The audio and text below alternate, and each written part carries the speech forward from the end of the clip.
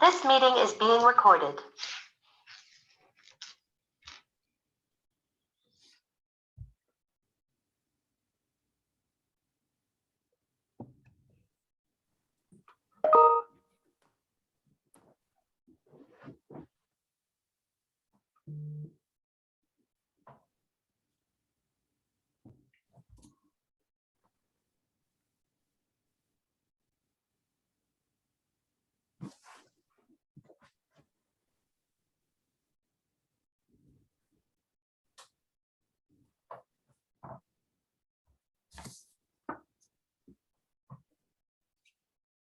Welcome to those who are joining the webinar. We're just going to give it another minute while other people join in the room.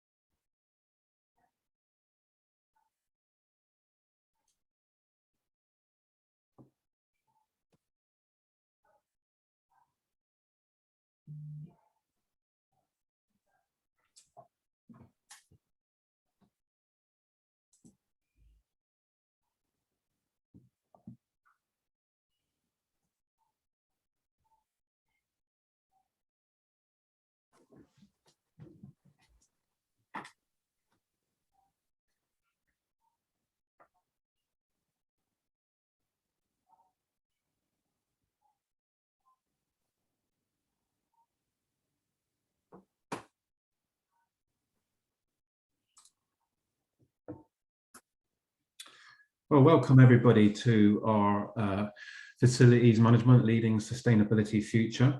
As many of you will know, tomorrow is a World FM Day on the 11th of May, and it's something that we should celebrate. IWFM, I've launched a number of events over this week, today being the 10th of May, not the 11th, but we're getting ahead of the game. So welcome to everybody. My name is Mark Bullard, and I'm a member of the South West Committee team.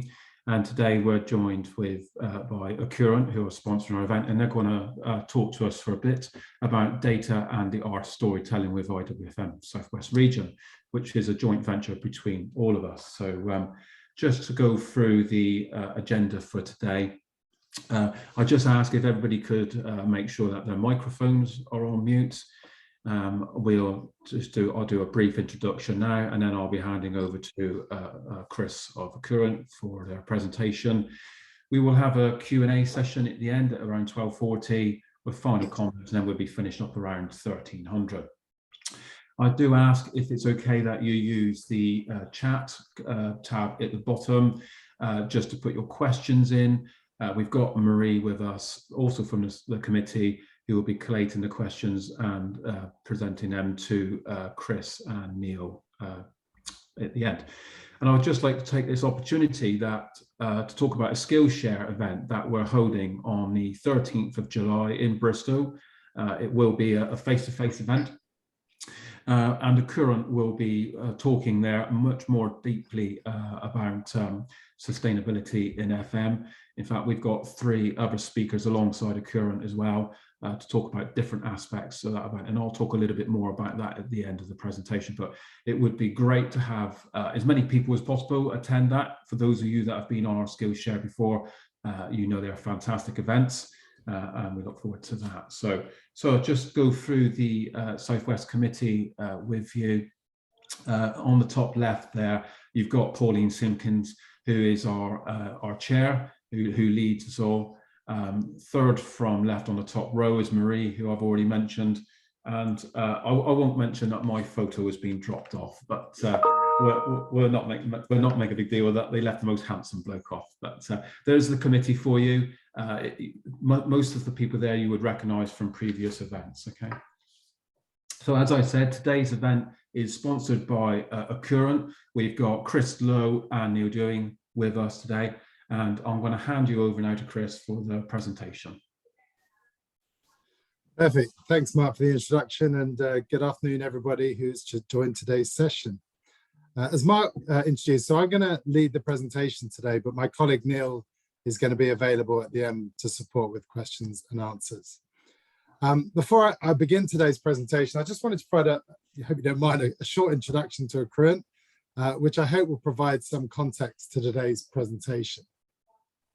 So Accruent was formed in 1995 and is a provider of software solutions which support all stages of the real estate lifecycle. Everything from workplace optimization, IoT, asset and facilities management, construction and capital project management, right through to lease administration and accounting.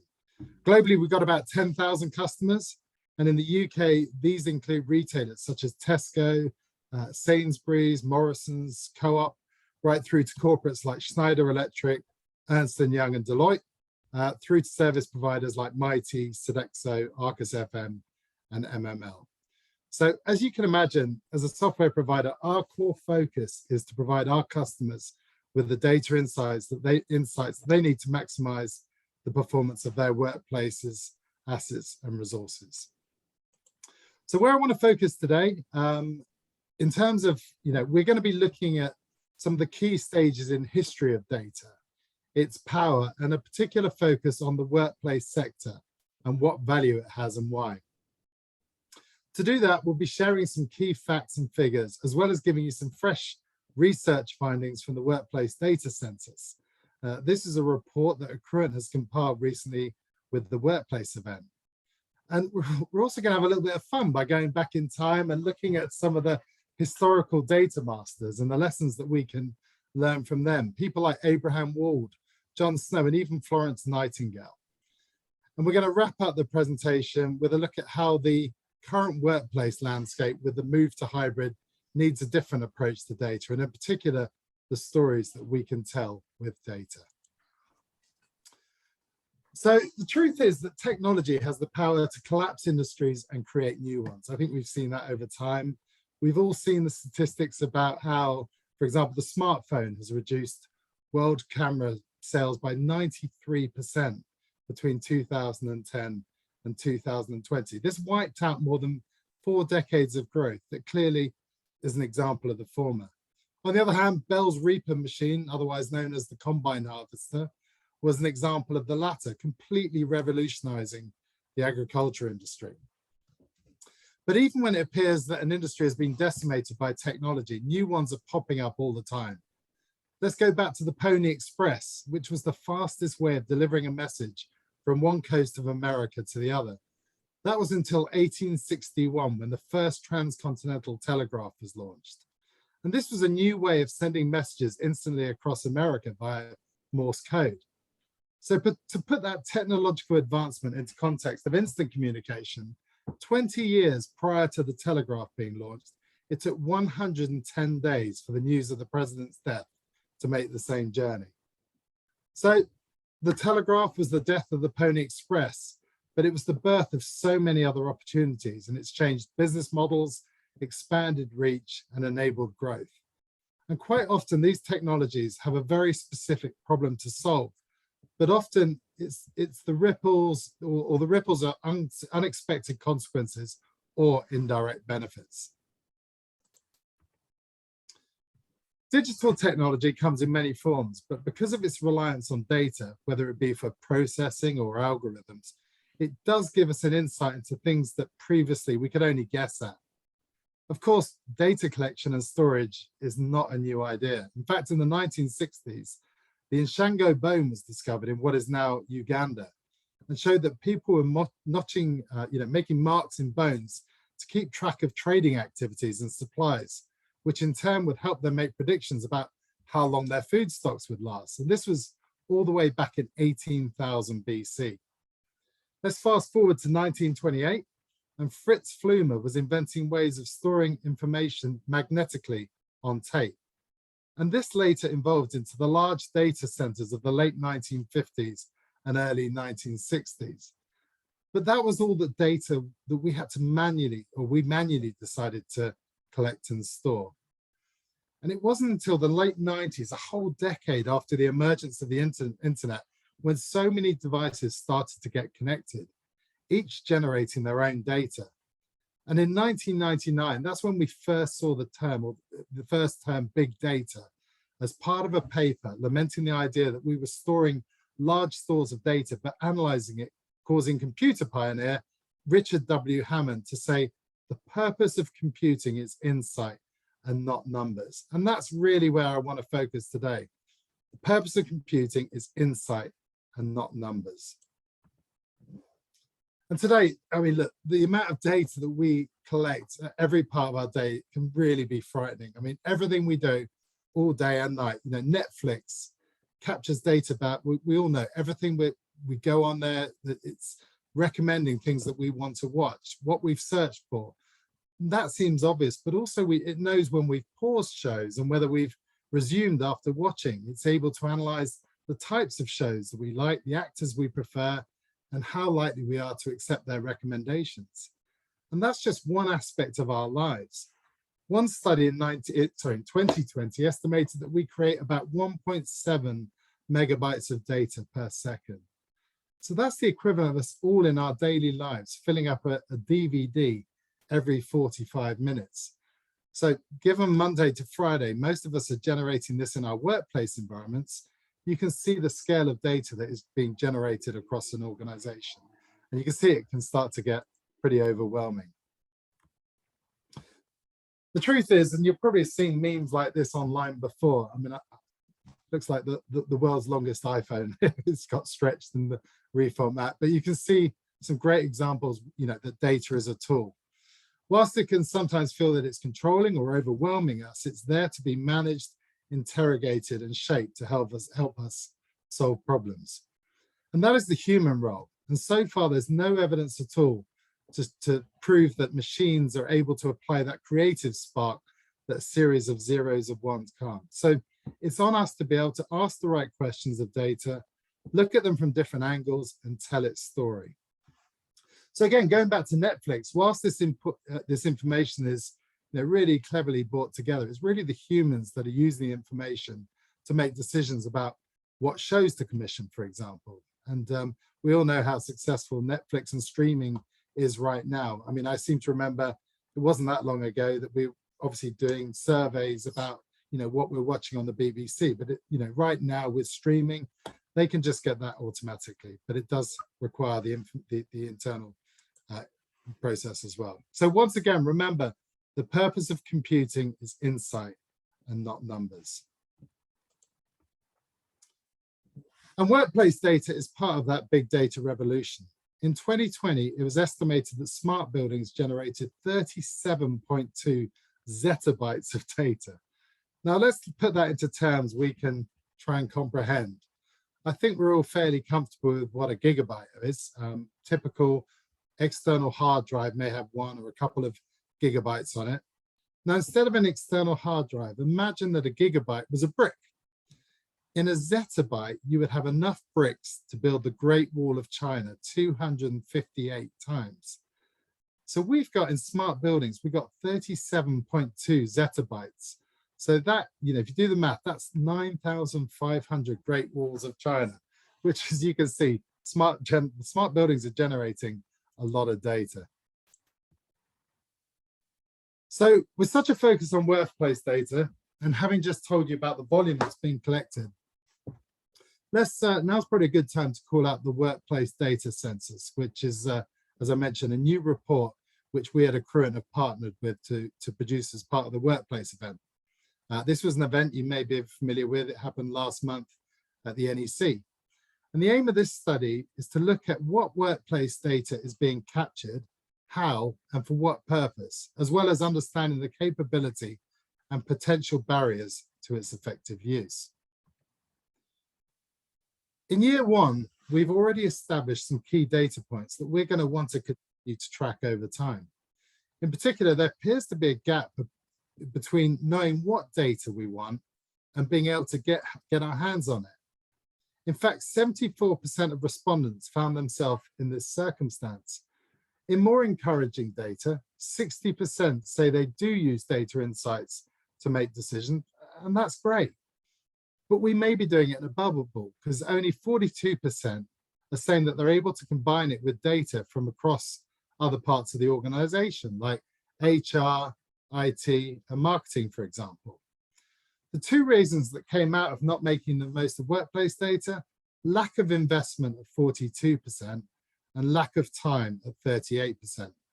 And these are figures which may explain why 69% of respondents found them still working on spreadsheets, like we all do, really. So in a nutshell, we know what we want. We're able to get it. We're okay at using it, but we're struggling to maximize the full potential. So let's see what we can learn from past data masters. And we're going to look at 3 data pioneers: Jon Snow, Abraham Wold, and Florence Nightingale. Let's start with Jon Snow. Let's go back to 1854, and there was a major cholera outbreak in Soho. It killed over 600 people in the local area, and I believe it's the third breakout since the turn of that century. Public health response wasn't making a dent on any of the cases, and that was until the physician Jon Snow intervened. Up until Snow's work, the common convention was that cholera was an airborne disease, but he felt that there was something missing.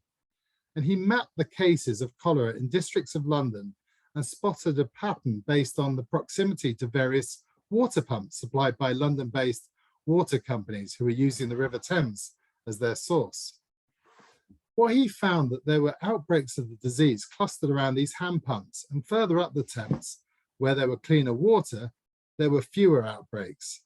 He also further noticed that the workers in the local breweries who drank less water owing to their daily allowance of free beer had less instances of the disease. In fact, out of 535 workers at that brewery in Poland Street, only 5 contracted cholera. No doubt they had some other health issues to be concerned about. But Snow demonstrated with his work that the disease was being spread by water supplies and not through airborne transmission. It completely changed the approach, and it completely changed the fight against the disease. And what Snow demonstrated here is that often it is best to be led by the data and not by common convention. Too often it's our own bias or surrounding narrative that risks us looking in the wrong place for our solutions. And when things are complicated, just simply follow the numbers. And once you've uncovered the innovation, help use that data to tell the story. So let's return to the workplace and using some of the workplace data census. Here we found out that 60% of organizations are looking at specific hybrid working data. So that could be interpreted in a number of ways. Well, 60% is a large number, so perhaps unsurprising. But perhaps we can accuse the 40% of putting themselves at risk for not looking at it. But equally, the 40% could be taking a workplace experience mindset and not being too focused on hybrid. Instead, they could just be looking at workplace experience and assessing the results in the new landscape rather than shaping their data collection around it. And this is definitely one for us to continue to look in future studies. And it's going to be also interesting to see how that landscape's changed. We've seen many outspoken, leaders, organizational leaders talking against home working. It'll be interesting to see how that evolves as well. So let's go back in time again. And I want to bring in Abraham Wold, who was a Jewish Hungarian mathematician who found himself moving to America to flee Nazi oppression back in 1938, and also the discrimination that him and his family were facing as a consequence. Shortly after he found himself in the US, he became part of the statistical research group at Columbia University, where they used their combined intelligence to solve wartime problems. One of those problems was to help the US military make a decision on how to reinforce their aircraft against gunfire. Wold and his team plotted the damage on returning planes coming back from war to look for hotspots, which would then form the basis of their decision. It was Wold that pointed out that the methodology was flawed. The planes that were actually making it back from Europe had bullet holes. They were analyzing the bullet holes, and they were plotting where they were not fatal, but they were plotting that there were sections of the planes that never seemed to have damage when they had come back. So Wold concluded that therefore there were actually, these are the areas that should be reinforced, because when targeted, they would be obviously the vulnerable zones that are down in the plains.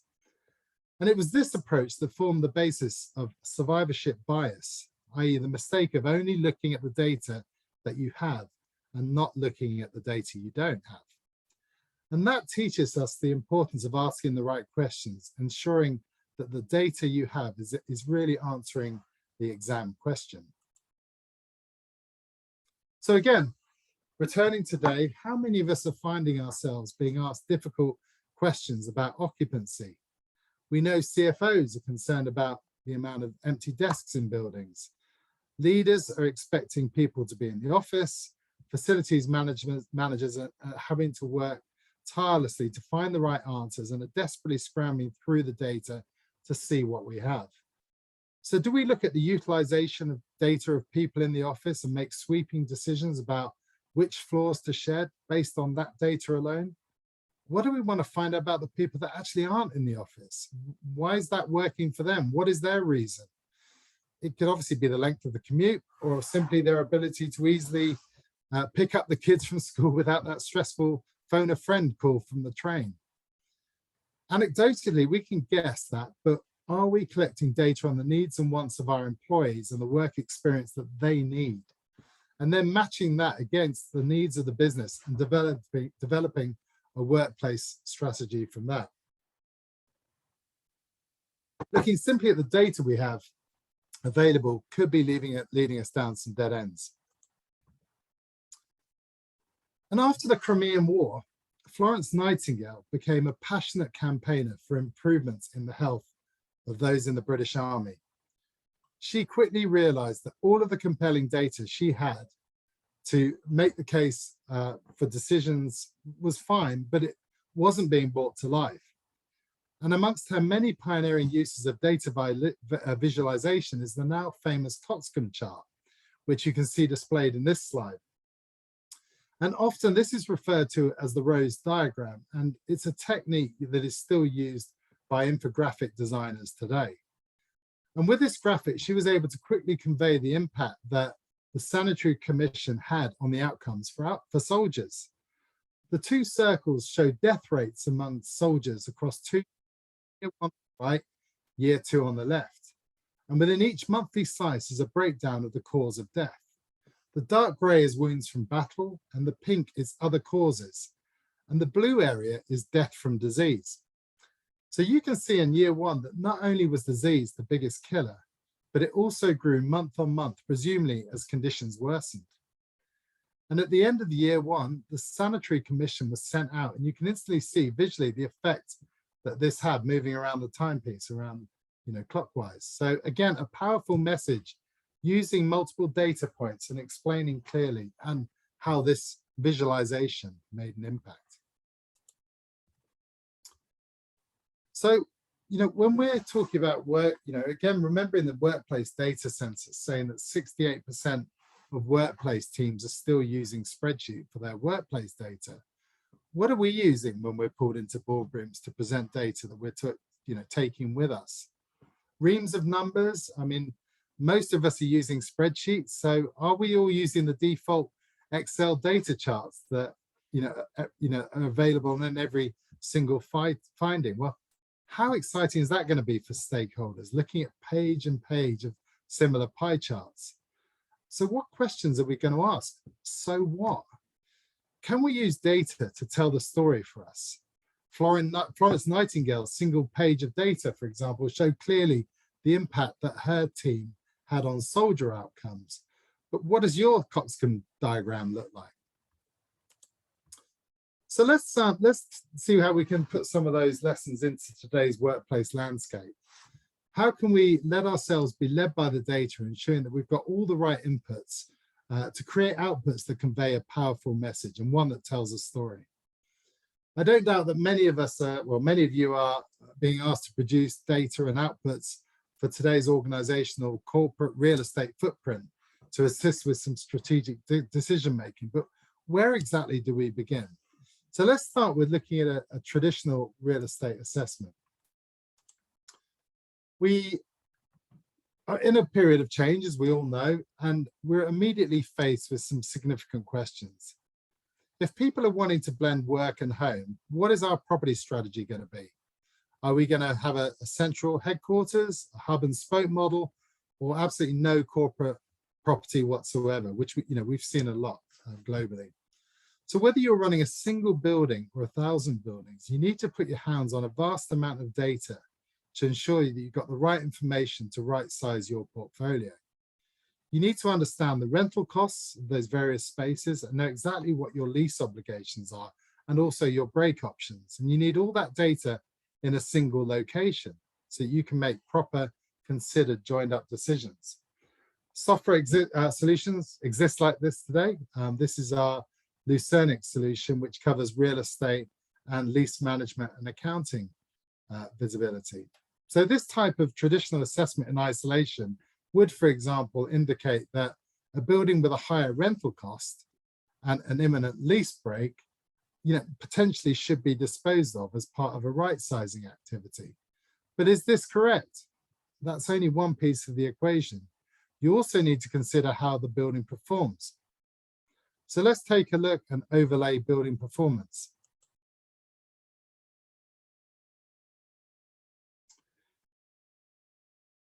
Today, we've got more data flowing from our buildings than ever before. And with the march of IoT, we've got many more data points and telemetry points that we've never again had access to before. And we're also seeing that with the progression and the cost of control, with this progression of IoT, the cost of controllers and sensors are reducing all the time. Also, the integration capabilities are much more sophisticated, meaning that corporates can now easily better leverage existing systems made in BMS, building management systems, for example. And with that comes a huge amount of opportunity to drive efficiencies and underlying savings. Firstly, to remotely monitor equipment and respond much quicker to failure via the automated triaging of equipment alarms, for example. In other words, only actioning on what really is a potential failure, which again may impact the organization rather than where there may just be a little bit of noise. Secondly, to bring in huge amounts of telemetry data, which will allow you to be proactive and predictive in terms of equipment maintenance, identifying and fixing key operational assets before they actually break. And lastly, taking that a step further, we have the ability to push control actions across the estate, push schedule changes or set points, which could be, for example, a maintenance respond, or indeed to drive energy savings, which is obviously so topical for each and every one of us right now. So all of this capability unlocks a huge amount of efficiency savings, and there are solutions available today which support this kind of visibility. In this picture, you'll see some screenshots of the current VX Observe solution, which deals with reporting around remote monitoring and the control of equipment, and also VX Maintain, which is the underlying maintenance CMMS CAFM control associated with that. And another factor which has gained increasing attention since COVID has been air quality and the monitoring of heating, ventilation, and air conditioning systems. And that's not just focused on the management of CO2 levels from a health and safety perspective, but also a staff productivity perspective. There's been a whole load of studies on CO2 levels and staff productivity levels. And a recent Harvard study indicated that environments above 1,900 parts per million can reduce employee productivity by as much as 50%. And we've seen a number of work environments operating at or above those levels. So that site at the bottom right that appeared to be a good candidate for disposal may actually turn green and be considered a keeper, now given its overall efficiency in maintenance, energy consumption and performance. And indeed, it may be a significant contributor in the healthy and productive environment that it supports. And that brings me to the final dimension, which is the people and the employee experience. So as the world of work shifts, employees are expecting more flexibility, which is, again, great for retaining talent, but it presents a headache for workplace teams as they prepare for variations in footfall and to adapt the services around that change. They have an increased expectation of a clean, safe, well-maintained and productive work environment. And we covered that in the last section. But on top of that is the realization that most employees feel more productive at home than they do in the office space that we provided. So people don't just want to come into the office for the sake of it and then end up working in isolation, but rather to have access to areas that support greater levels of interaction and collaboration. And when they do need a desk or a room or any other resources, they want the ability to identify and book those spaces easily. There's a screenshot of our EMS module, which supports all that in this slide here. So right now, much of life has returned to normal, but what's to say what challenges workplace teams may face in the future? Should there be potentially more virulent variant or, again, a need for further social distancing? Let's hope not, but we don't know what's to come. So tracking of utilization data is key to identifying patterns of usage and enabling facility teams to respond accordingly. And the systems and team responses need to be agile to respond to fluid situations. So that's our final dimension, the overlay of the employee experience and leveraging the right data to make informed decisions about our facilities and how best to enable a happy and productive workforce. So again, looking at this, we can apply circles to the graph to represent employee experience and add that final layer to the analysis to provide some interesting insights to the portfolio strategy. We can go further by making it informed decisions about the modern workplace post-COVID. We can bring in a multi-dimensional perspective. So here I've laid out 4 dimensions spanning rental cost, lease terms, building performance, and employee experience.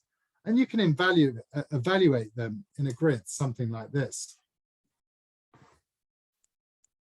And what we can do is taking a comprehensive view of the various factors and supporting data, we can start to make optimal decisions about where and when to dispose of sites, which sites potentially we should renew, and what facilities potentially, again, are worthy of further investment. So going back to Jon Snow, we really need to consider all the dimensions of this challenge. Because it's only when we look at all the data and all the factors associated will we really make good decisions about the smart workplaces of the future. And that's also not just about cost efficiency, but also to support the productive workplaces of the future that the employees or our employees are seeking. So in wrapping up, I hope this has been an interesting introduction to data. Data is everywhere, but rather than being put off by its scale, we've got to harness it. And we can take a look back in history to help us do that in order to help solve some of today's challenges. Like Jon Snow, we haven't listened to common convention and baked in assumptions. We've let the data help shape our recommendations. Like Abraham Wald, we haven't just looked at the data we currently have in front of us.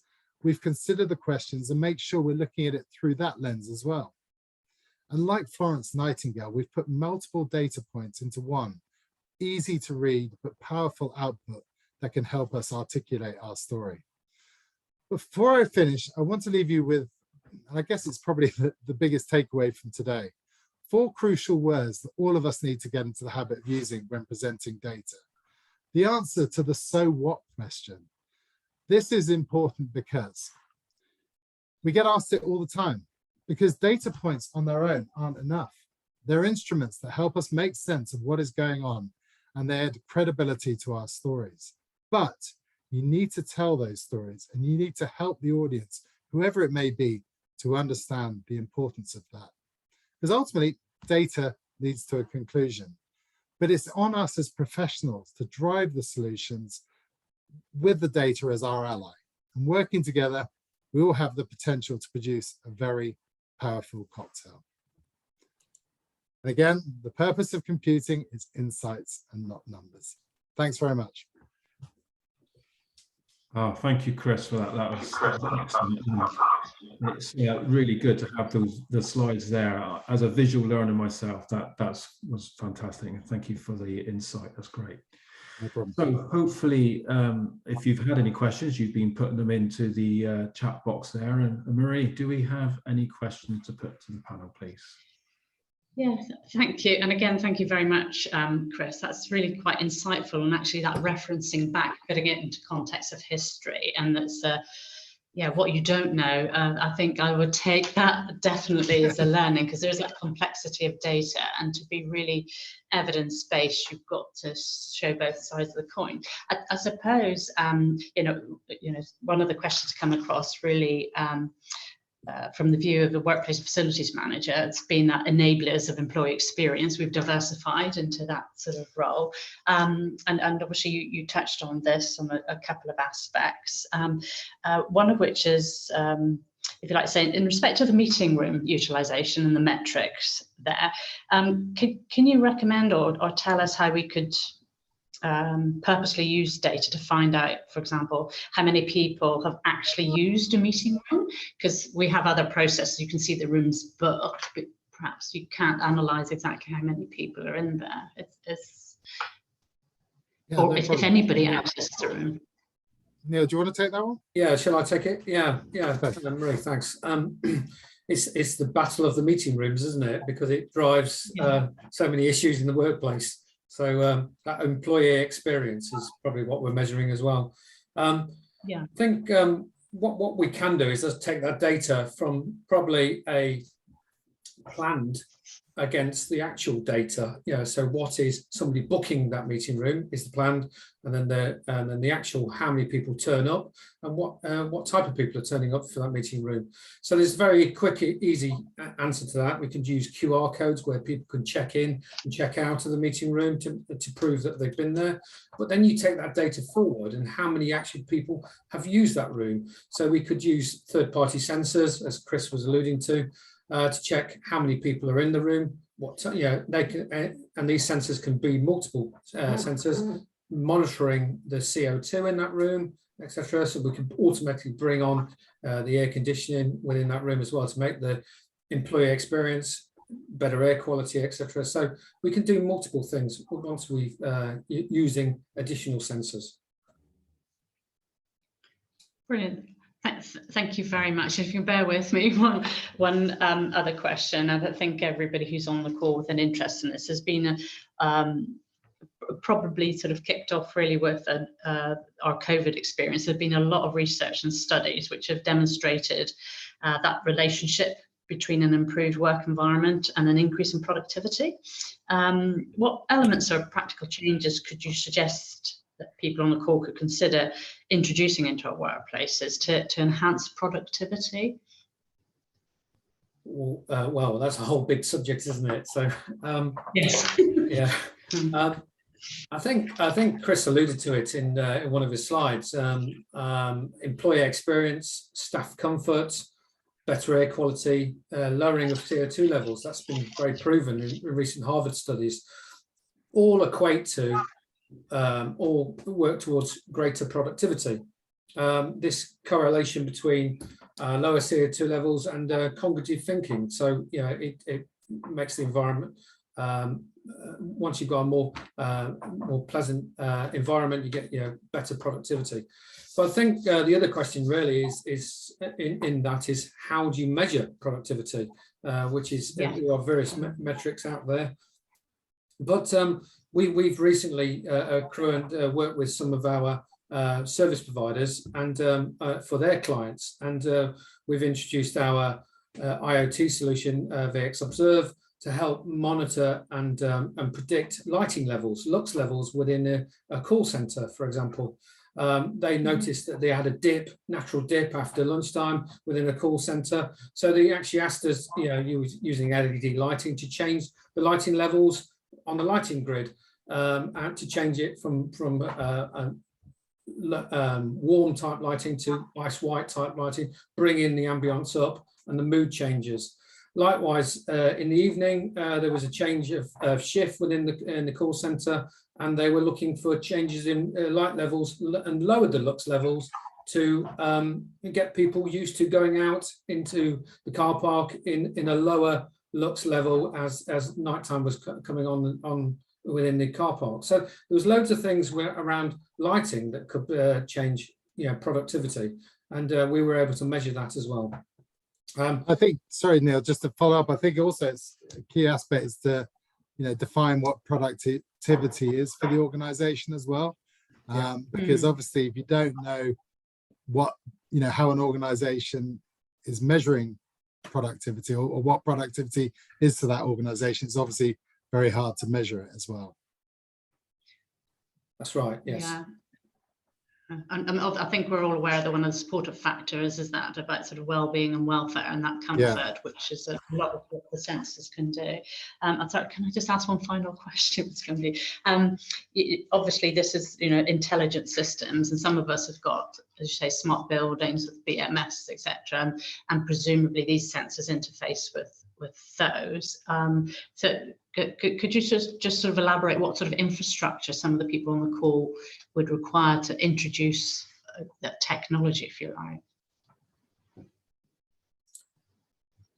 Well, we've worked with some large government agency, and they had a whole portfolio of buildings, both modern and very old and aging buildings. So we had to deal with the buildings in different phases, so integrating technology and sensors with the BMS and getting readings from the data points, but also using mobile technology that, some of the buildings were not connected, or not a smart building, or a dumb building as we were calling them. And it literally was sending an SMS or text message to the building manager saying, we noticed the desktop CO2 monitor was increasing the CO2 levels were dropping, and therefore we sent a text message saying, open the window. It was a physical, something as physical as that. So open the windows to flush the building through with clean air. So there's a whole myriad of actions you can do. That's super helpful, just to be obviously inclusive. Some of us have, like you say, in our estate portfolios, you've got from one extreme to the other. So that's really reassuring that you can go across the breadth. Well, I'll be quiet now. I have no further questions. I can't see anything in the chat box unless Mark, you've got any questions yourself. No, but we'll give everybody a chance to ask any further questions just as I go through the other bits and pieces that we'll finish up with. So everybody, you've got a few more minutes. If you come up with a question, then fire it in, and Marie will jump in quickly. So just to let you know, we've got, as I talked about earlier, we've got our sustainability in FM, which is all part of this theme, coming up on the 13th of July. That's being hosted in UWE. In Bristol. Many of you will be familiar. It's in a different conference room, but it's in the same building at UWE. So please do sign up to that. The event's not out yet, but when it comes out, do sign up to it. It will be great. It'll be our first Skillshare in Bristol for a couple of years, and it'd be great to have those of you that have been there before and any other new members to come. And you don't necessarily have to be a member in order to come. This is about networking, this is about sharing, and Accurant will be there again as our sponsor, which is fantastic. And we'll be, as I said, we've got 4 other speakers. So we'll be talking about data in FM, with various other bits and pieces, but we'll also be talking about how to fund these events. So how do you write a business case for, say, decarbonisation?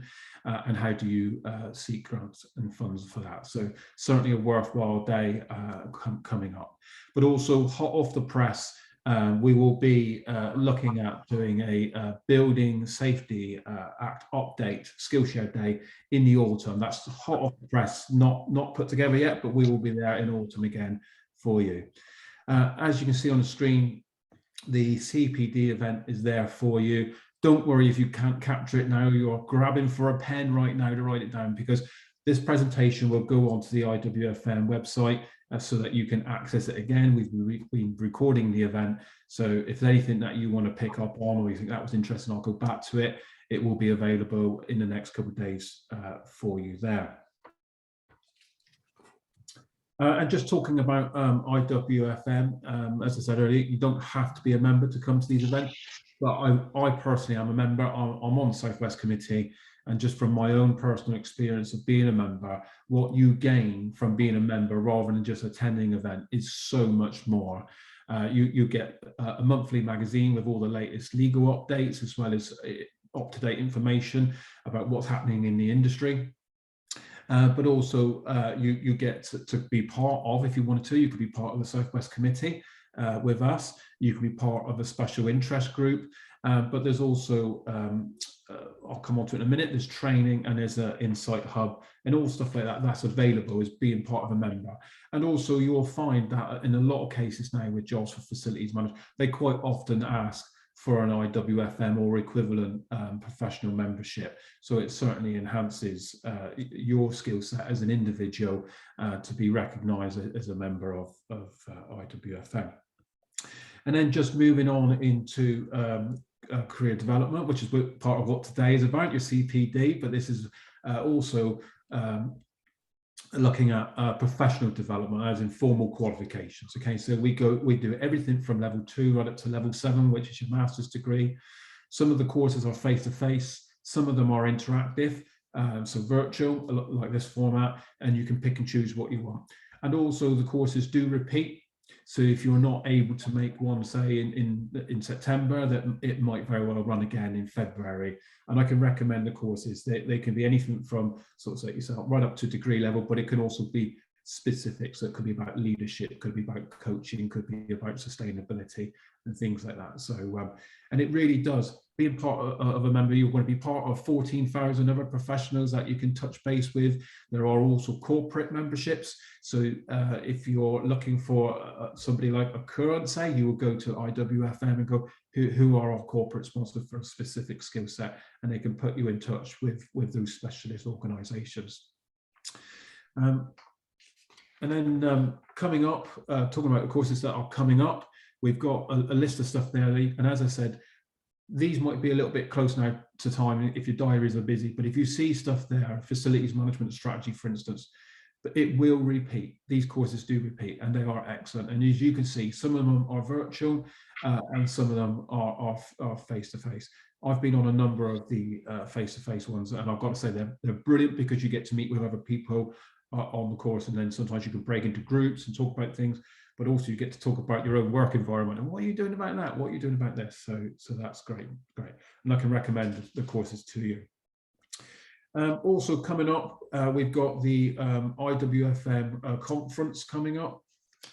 Agents of Change, 8th of June. Fantastic event. There's still places available. If you'd like to attend that, please do contact IWFM. Go onto our website and you can book a place there. I highly recommend that. And several of our Southwest Committee will be there. So if you want to go and meet them face-to-face, you'll see them there. Okay, so and we've also got coming up the Impact Awards.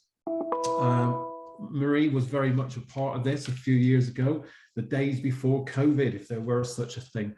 That this is an opportunity to be recognised for what you do in our industry. So you can, there's multiple skills to be, sorry, not skills. What am I trying to say, Marie? I'm sort of struggling for my words right now. There's multiple categories that you can enter, and this is just highlighting one of those categories. So it's worth sort of tuning in online, and you'll see them. Yeah, it is very valuable. I think we're all quite humble and modest as an industry, but actually we're kind of making a lot of improvements for across the board, and sort of CEOs are looking to us. So yes, celebrate your successes, I would say. Yeah, thank you, Marie. You put that across far better than I, for somebody who's been through that experience. So well done, you. And coming up as well, we've also got the facilities show coming up on the 17th to 19th of May. We've got a stand there, as you can see there. That's also excellent. It's a great. I went to one similar recently, but also in the Excel. And it's a really great opportunity to not only network with other people that are there, but also to meet potential suppliers and sometimes just gain information and knowledge about what's going on in the industry, get a feel for how things are changing, especially with COVID just passing us by now. Yeah, a really great opportunity to meet new suppliers and to make contacts there. And I just want to bring you to the IWFM Insight Hub. This has been really useful. There's a lot of information on there, and you can access this as a member. But one of the things I will point you to is the good practice guides. I accessed one a little while ago. It was about how to mothball a building, and it basically just gives you a document, be it hard copy or electronic, preferably electronic if you can, where it just gives you what you must do, or not necessarily what must, but what is in best practice, what you should or shouldn't do. And it just gives you an insight, and it kind of helps you focus your mind on what you need to do. And that way you're not reinventing the wheel every time you want to do something. So there are plenty of good practice guides. Say I access the mothball in the building one, but there's also other things like research reports that you can look up. So if you're looking, even it could be part of your study that you're looking for some information for referencing, or it could be for guidance notes and things like that. So a really good resource library there. So, Marie, can I just ask, have we got any more questions come in while I've been talking? No, nothing from us. If I could just extend my thanks to Chris and Neil. Thank you so much. I think, Chris, you gave such a comprehensive information that we haven't got lots more questions to come, but thank you. But importantly, for everybody that's joined us today, it's been absolutely fabulous. Thank you for taking time out of your day to come and join us. And I personally would love it if you put a placeholder for our session of Skillshare in July, because it'd be really nice to sort of catch up over a coffee and sort of, you know, share our experiences. That'd be fabulous. And thank you. No problem. Thank you very much for inviting us. Yeah, and thanks from the Southwest Committee there for your participation. For everybody, if you want to ask more questions that you didn't want to ask on here, or you think about it and you think, oh, I wish I asked that, or what does that mean, or you want to look as a current as being a potential a customer of yours, then by all means contact them. Their details are there. And as I said, if you don't worry about scrabbling for a pen now, this will go up on the IWFM webpage, so you can access this. But it's thank you to the likes of you, Chris and Neil and Current for hosting and sponsoring this event. So thank you very much. Have you got any last words, Chris or Neil, that you want to bring to the table before we finish up? Again, just thank you for the opportunity. We've thoroughly enjoyed it, and yeah, look forward to seeing you on another IWFM day soon. Yes, we will do. In July the 13th, we will see you. July the 13th. So, yeah. I'm going to put up July 13th, so everybody's got it in there. You'll wake up in the middle of the night and go, what was July the 13th? I must remember July the 13th. But yeah, please do look out for that as it comes up. And we will very much look forward to seeing you there. But thank you, Chris. Thank you, Neil. Thank you for everybody for turning up and listening to our event. My understanding is that as we end this event, you should get a pop-up or an email quite quickly for a survey on how the event went. Please do give us any feedback, constructive in any way, because the only way we will do these better, if there is room for improvement, is by getting your feedback and understanding what it was. Okay, so with that, I'm going to say thank you very much. I would at this point, if we were face-to-face, wish everybody a safe journey home. But you might already be at home. So thank you everyone so much. And we'll see you in July. Wish you all the best. Take care now. Bye. Bye. Thank you.